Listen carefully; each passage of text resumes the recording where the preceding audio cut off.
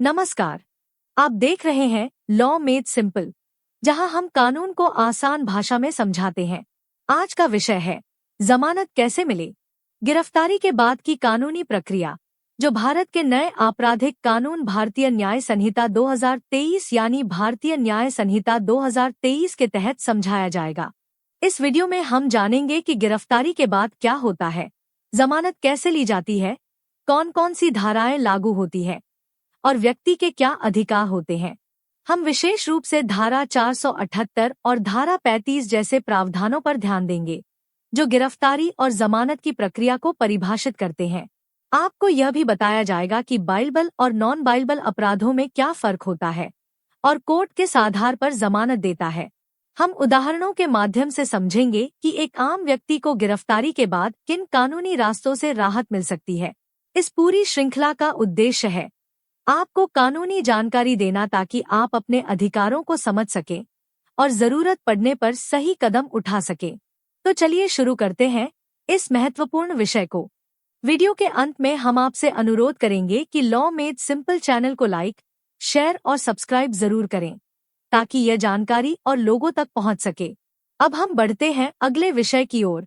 गिरफ्तारी क्या है, जिसमें हम जानेंगे कि गिरफ्तारी की प्रक्रिया क्या होती है और किन परिस्थितियों में व्यक्ति को हिरासत में लिया जाता है। जब किसी व्यक्ति को पुलिस द्वारा गिरफ्तार किया जाता है, तो उसके बाद एक निश्चित कानूनी प्रक्रिया शुरू होती है। सबसे पहले पुलिस उस व्यक्ति का व्यक्तिगत विवरण लेती है, जिसमें नाम, पता और पहचान से जुड़ी जानकारी शामिल होती है। इसके बाद उसका बयान दर्ज किया जाता है, जो केस की प्रारंभिक जानकारी होती है। फिर उसकी फोटो और फिंगरप्रिंट लिए जाते हैं, ताकि रिकॉर्ड में उसकी पहचान सुरक्षित रहे। गिरफ्तारी के 24 घंटे के भीतर उस व्यक्ति को मजिस्ट्रेट के सामने पेश करना अनिवार्य होता है। यह प्रावधान बीएनएसएस की धारा 478 के तहत आता है, जो गिरफ्तारी के बाद की प्रक्रिया को नियंत्रित करता है। मजिस्ट्रेट यह तय करता है कि अपराध बाइलेबल है या नॉन बाइलेबल। इसी आधार पर आगे की जमानत प्रक्रिया शुरू होती है। यदि अपराध बाइलेबल है तो व्यक्ति को तुरंत जमानत मिल सकती है, लेकिन अगर अपराध नॉन बाइलेबल है तो उसे कोर्ट में बेल एप्लीकेशन दाखिल करनी होती है।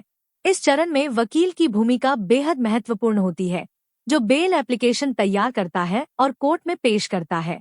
इस पूरी प्रक्रिया का उद्देश्य है व्यक्ति के अधिकारों की रक्षा करना और कानूनी प्रक्रिया का पालन सुनिश्चित करना। अब हम बढ़ते हैं अगले विषय की ओर। जमानत क्या होती है, जिसमें हम समझेंगे कि जमानत का मतलब क्या है और यह कैसे काम करती है। जब किसी व्यक्ति को पुलिस द्वारा गिरफ्तार किया जाता है, तो उसके बाद एक निश्चित कानूनी प्रक्रिया शुरू होती है। सबसे पहले पुलिस उस व्यक्ति का व्यक्तिगत विवरण लेती है, जिसमें नाम, पता और पहचान से जुड़ी जानकारी शामिल होती है। इसके बाद उसका बयान दर्ज किया जाता है, जो केस की प्रारंभिक जानकारी होती है। फिर उसकी फोटो और फिंगरप्रिंट लिए जाते हैं, ताकि रिकॉर्ड में उसकी पहचान सुरक्षित रहे। गिरफ्तारी के 24 घंटे के भीतर उस व्यक्ति को मजिस्ट्रेट के सामने पेश करना अनिवार्य होता है। यह प्रावधान बीएनएसएस की धारा 478 के तहत आता है, जो गिरफ्तारी के बाद की प्रक्रिया को नियंत्रित करता है। मजिस्ट्रेट यह तय करता है कि अपराध बाइलेबल है या नॉन बाइलेबल। इसी आधार पर आगे की जमानत प्रक्रिया शुरू होती है। यदि अपराध बाइलेबल है तो व्यक्ति को तुरंत जमानत मिल सकती है, लेकिन अगर अपराध नॉन बाइलेबल है तो उसे कोर्ट में बेल एप्लीकेशन दाखिल करनी होती है। इस चरण में वकील की भूमिका बेहद महत्वपूर्ण होती है, जो बेल एप्लीकेशन तैयार करता है और कोर्ट में पेश करता है। इस पूरी प्रक्रिया का उद्देश्य है व्यक्ति के अधिकारों की रक्षा करना और कानूनी प्रक्रिया का पालन सुनिश्चित करना। अब हम बढ़ते हैं अगले विषय की ओर। जमानत क्या होती है, जिसमें हम समझेंगे कि जमानत का मतलब क्या है और यह कैसे काम करती है। अब बात करते हैं जमानत की, जिसे अंग्रेजी में बेल कहा जाता है। जमानत का मतलब होता है कि आरोपी को अस्थायी रूप से रिहा किया जाता है, इस शर्त पर कि वह आगे की कानूनी प्रक्रिया में सहयोग करेगा और कोर्ट में पेश होता रहेगा। जमानत एक कानूनी अधिकार है, खासकर जब अपराध बाइलेबल हो। इसका उद्देश्य है व्यक्ति को अनावश्यक हिरासत से बचाना, जब तक कि उसका दोष सिद्ध न हो जाए। जमानत के लिए व्यक्ति को एक बांड भरना होता है, जिसमें वह वादा करता है कि वह कोर्ट की सभी तारीखों पर उपस्थित रहेगा। इसके साथ ही एक जमानती भी देना पड़ता है, जो उसकी गारंटी लेता है। यह प्रक्रिया बीएनएसएस की धारा 478(1) के तहत संचालित होती है, जो बाइबल अपराधों में जमानत के अधिकार को स्पष्ट करती है। कोर्ट यह सुनिश्चित करता है कि आरोपी भागेगा नहीं, सबूतों से छेड़छाड़ नहीं करेगा और गवाहों को प्रभावित नहीं करेगा। जमानत मिलने के बाद भी आरोपी को कुछ शर्तों का पालन करना होता है, जैसे कि पासपोर्ट जमा करना या पुलिस स्टेशन में नियमित रिपोर्ट करना। इस तरह जमानत एक संवैधानिक संतुलन है व्यक्ति की स्वतंत्रता और न्यायिक प्रक्रिया के बीच।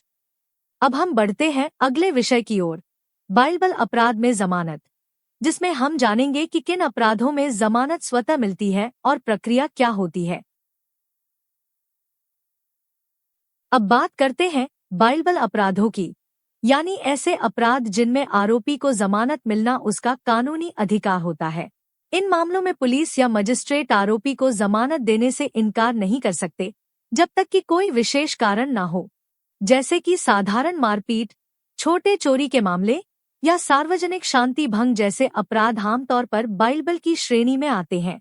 इन मामलों में बीएनएसएस की धारा 478(1) लागू होती है, जो स्पष्ट रूप से कहती है कि आरोपी को जमानत दी जा सकती है। जमानत के लिए आरोपी को एक बांड भरना होता है, जिसमें वह कोर्ट में पेश होने का वादा करता है। अगर आरोपी खुद जमानती नहीं दे सकता, तो कोई अन्य व्यक्ति उसकी गारंटी ले सकता है। इस प्रक्रिया में कोर्ट यह सुनिश्चित करता है कि आरोपी कानून का पालन करेगा और न्यायिक प्रक्रिया में सहयोग देगा। अब हम बढ़ते हैं अगले विषय की ओर, नॉन बाइबल अपराध में जमानत, जिसमें हम जानेंगे कि गंभीर अपराधों में जमानत कैसे मिलती है और कोर्ट किन बातों पर विचार करता है। अब हम बात करते हैं नॉन बाइबल अपराधों की, यानी ऐसे अपराध जिनमें जमानत मिलना आरोपी का अधिकार नहीं होता, बल्कि ये पूरी तरह कोर्ट के विवेक पर निर्भर करता है। गंभीर अपराध जैसे हत्या, बलात्कार, डकैती या आतंकवाद के मामलों में आरोपी को स्वतः जमानत नहीं मिलती। इन मामलों में बीएनएसएस की धारा 479 लागू होती है, जो स्पष्ट करती है कि कोर्ट को आरोपी की जमानत याचिका पर विचार करना होता है। जमानत के लिए आरोपी को सेशंस कोर्ट या हाई कोर्ट में आवेदन देना होता है। कोर्ट यह देखता है कि आरोपी भागेगा नहीं, सबूतों से छेड़छाड़ नहीं करेगा और गवाहों को प्रभावित नहीं करेगा। अगर कोर्ट को लगता है कि आरोपी न्यायिक प्रक्रिया में सहयोग करेगा, तो उसे सशर्त जमानत दी जा सकती है। इन मामलों में वकील की भूमिका बेहद महत्वपूर्ण होती है, क्योंकि बेल एप्लीकेशन को कानूनी रूप से मजबूत बनाना जरूरी होता है। अब हम बढ़ते हैं अगले विषय की ओर, बेल एप्लीकेशन कैसे करें, जिसमें हम जानेंगे कि बेल के लिए आवेदन कैसे तैयार किया जाता है और कोर्ट में कैसे पेश किया जाता है। अब बात करते हैं बेल एप्लीकेशन की प्रक्रिया की, जो नॉन बाइबल मामलों में बेहद जरूरी होती है। सबसे पहले आरोपी या उसका वकील एक लिखित आवेदन तैयार करता है, जिसमें केस की पूरी जानकारी और जमानत की मांग स्पष्ट रूप से दर्ज होती है। इस आवेदन में यह बताया जाता है कि आरोपी भागेगा नहीं, सबूतों से छेड़छाड़ नहीं करेगा और गवाहों को प्रभावित नहीं करेगा। बेल एप्लीकेशन को सेशंस कोर्ट या हाई कोर्ट में पेश किया जाता है, जहां कोर्ट इसकी सुनवाई करता है। यह प्रक्रिया बीएनएसएस की धारा 483 के तहत संचालित होती है, जो बेल एप्लीकेशन की कानूनी रूपरेखा तय करती है। वकील को चाहिए कि वह आवेदन को कानूनी दृष्टिकोण से मजबूत बनाए, ताकि कोर्ट को आरोपी की विश्वसनीयता पर भरोसा हो सके। सुनवाई के दौरान कोर्ट ट्रिपल टेस्ट के आधार पर निर्णय लेता है, जिसे हम अगले स्लाइड में विस्तार से समझेंगे। अब हम बढ़ते हैं अगले विषय की ओर, ट्रिपल टेस्ट क्या है, जिसमें हम जानेंगे कि कोर्ट किन 3 बातों पर ध्यान देता है जब वह जमानत देने का निर्णय करता है। सुनवाई के दौरान कोर्ट ट्रिपल टेस्ट पर निर्णय लेता है, जो बेल एप्लीकेशन के पूरे आकलन का आधार बनता है। ट्रिपल टेस्ट को लाने का उद्देश्य है यकीन करना कि आरोपी बेल पर बाहर आने के बाद कानून का पालन करेगा और न्यायिक प्रक्रिया में सहयोग देगा। पहला तत्व है फ्लाइट रिस्क, जिसमें कोर्ट यह देखने की कोशिश करता है कि क्या आरोपी जमानत मिलने के बाद भाग सकता है। दूसरा तत्व है सबूतों से छेड़छाड़, जिसका मतलब है कि कोर्ट यह देखता है कि क्या बेल पर बाहर आने के बाद आरोपी सबूतों के साथ छेड़छाड़ कर सकता है। तीसरा और अंतिम तत्व है गवाह को प्रभावित करना, जिसमें कोर्ट जांचता है कि क्या आरोपी बेल पर बाहर आने के बाद मामले के गवाहों को धमका सकता है या प्रभावित कर सकता है। ये तीनों तत्व बीएनएसएस के धारा 479(1) के तहत परिभाषित होते हैं और जमानत का महत्वपूर्ण मानदंड बनते हैं। कोर्ट इन्हीं मानकों के आधार पर निर्णय करता है कि आरोपी को जमानत मिलनी चाहिए या नहीं। अब हम बढ़ते हैं अगले विषय की ओर। एंटिसिपेटरी बेल क्या है, जिसमें हम समझेंगे कि परिस्थितियों में बेल का पूर्वानुमान कैसे किया जा सकता है। अब बात करते हैं अग्रिम जमानत की, जिसे अंग्रेजी में एंटिसिपेटरी बेल कहा जाता है। यह एक विशेष प्रकार की जमानत है जो गिरफ्तारी से पहले ली जाती है। अगर किसी व्यक्ति को लगता है कि उसके खिलाफ झूठा केस दर्ज हो सकता है या उसे गलत तरीके से फंसाया जा रहा है, तो वह अग्रिम जमानत के लिए आवेदन कर सकता है। यह प्रक्रिया बीएनएसएस की धारा 482 के तहत संचालित होती है, जो व्यक्ति को गिरफ्तारी से पहले राहत देने का प्रावधान करती है। अग्रिम जमानत के लिए आवेदन सेशंस कोर्ट या हाई कोर्ट में किया जाता है। कोर्ट यह देखता है कि क्या आरोपी को वास्तव में गिरफ्तारी का खतरा है। इस प्रकार की जमानत विशेष रूप से उन मामलों में ली जाती है जहां राजनीतिक या व्यक्तिगत दुश्मनी के कारण झूठे आरोप लगाए जाते हैं।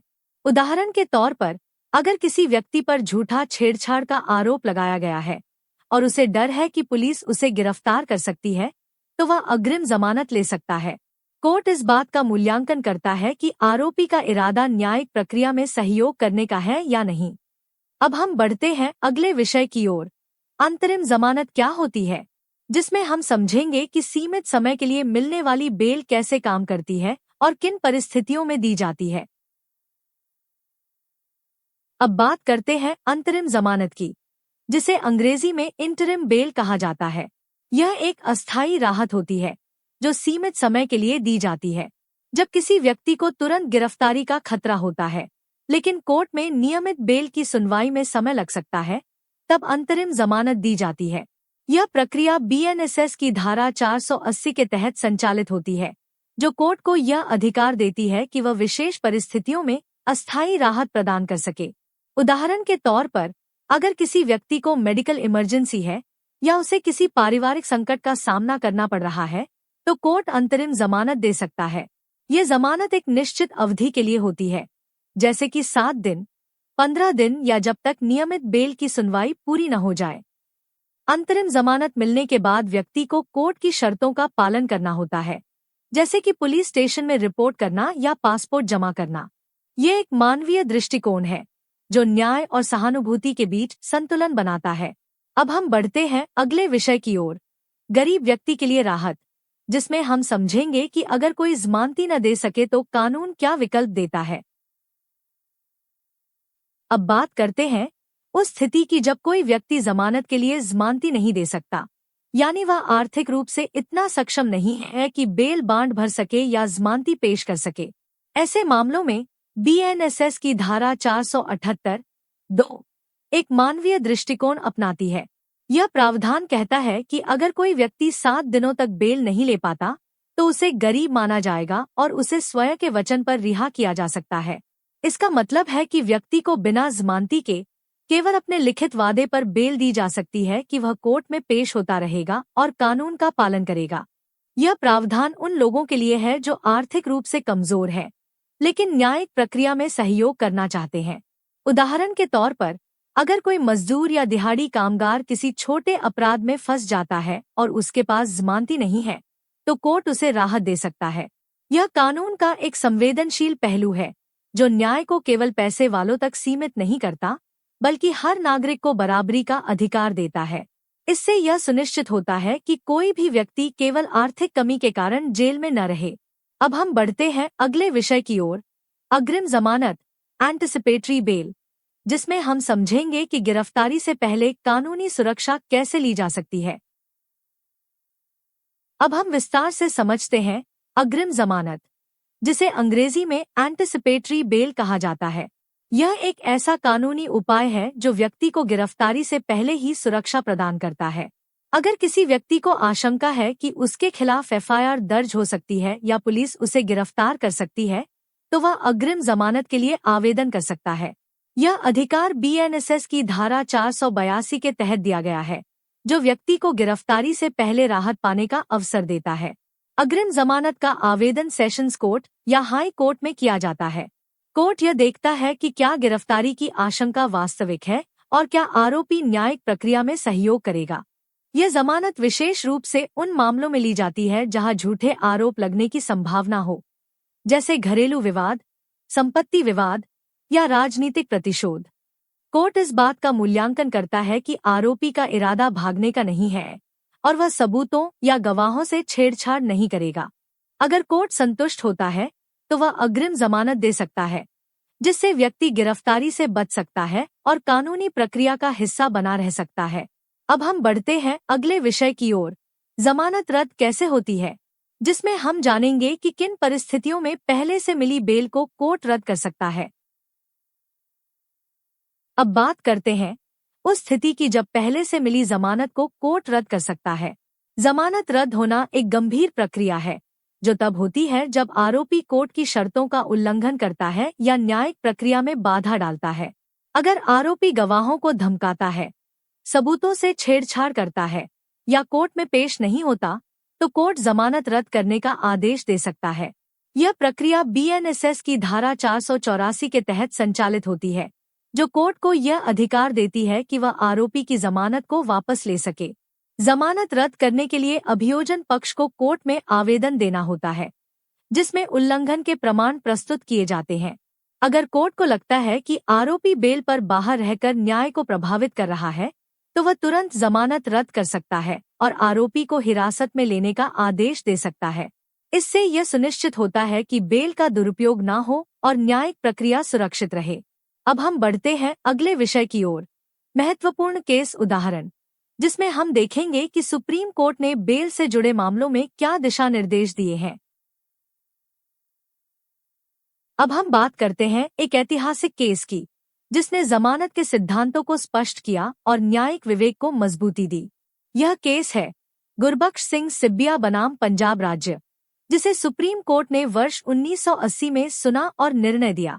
इस केस में कोर्ट ने कहा कि अग्रिम जमानत देना पूरी तरह से न्यायालय के विवेक पर निर्भर करता है और कोई कठोर नियम नहीं बनाया जा सकता। कोर्ट ने यह भी स्पष्ट किया कि हर केस की परिस्थितियां अलग होती है और जमानत का निर्णय इन्हीं तथ्यों के आधार पर होना चाहिए। इस फैसले ने ट्रिपल टेस्ट को भी मान्यता दी, जिसमें आरोपी के भागने की संभावना, सबूतों से छेड़छाड़ और गवाहों को प्रभावित करने की आशंका को देखा जाता है। इस केस ने यह सिद्ध किया कि न्यायिक स्वतंत्रता और आरोपी के अधिकारों के बीच संतुलन बनाना आवश्यक है। आज भी यह केस बीएनएसएस 2023 के प्रावधानों में समाहित है और कोर्ट इसी दृष्टिकोण से बेल एप्लीकेशन पर विचार करता है। अब हम बढ़ते हैं अगले विषय की ओर, लागू धाराएं और वर्ष, जिसमें हम जानेंगे कि कौन कौन सी धाराएं बीएनएसएस में जमानत से संबंधित है और उनका कानूनी महत्व क्या है। अब हम संक्षेप में समझते हैं कि जमानत से संबंधित कौन कौन सी धाराएं भारतीय न्याय संहिता 2023 यानी बीएनएसएस में लागू होती है। सबसे पहले है धारा 478, जो बाइबल अपराधों में जमानत के अधिकार को परिभाषित करती है। इसके बाद धारा 479, जो नॉन बाइबल अपराधों में कोर्ट के विवेक पर आधारित जमानत प्रक्रिया को दर्शाती है।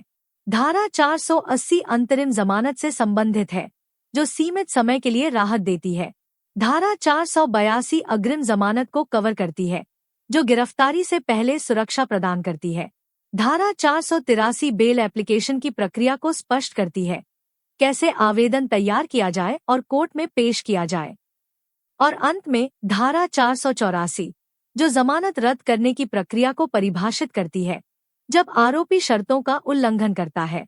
इन सभी धाराओं का उद्देश्य है न्यायिक प्रक्रिया को पारदर्शी, संवेदनशील और अधिकार सम्मत बनाना। अब हम बढ़ते हैं अंतिम विषय की ओर, अंतिम स्लाइड और चैनल संदेश, जिसमें हम आपको धन्यवाद देंगे और एक विशेष अनुरोध करेंगे।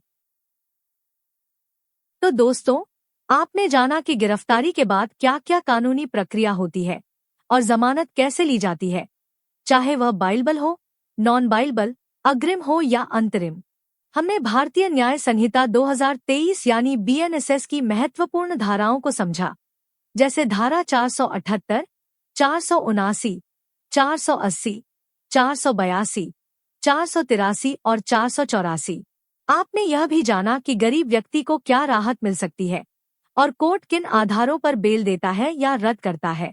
हमने सुप्रीम कोर्ट के ऐतिहासिक फैसले गुरबख्श सिंह सिब्बिया बनाम पंजाब राज्य 1980 को भी समझा, जिसने बेल के सिद्धांतों को स्पष्ट किया।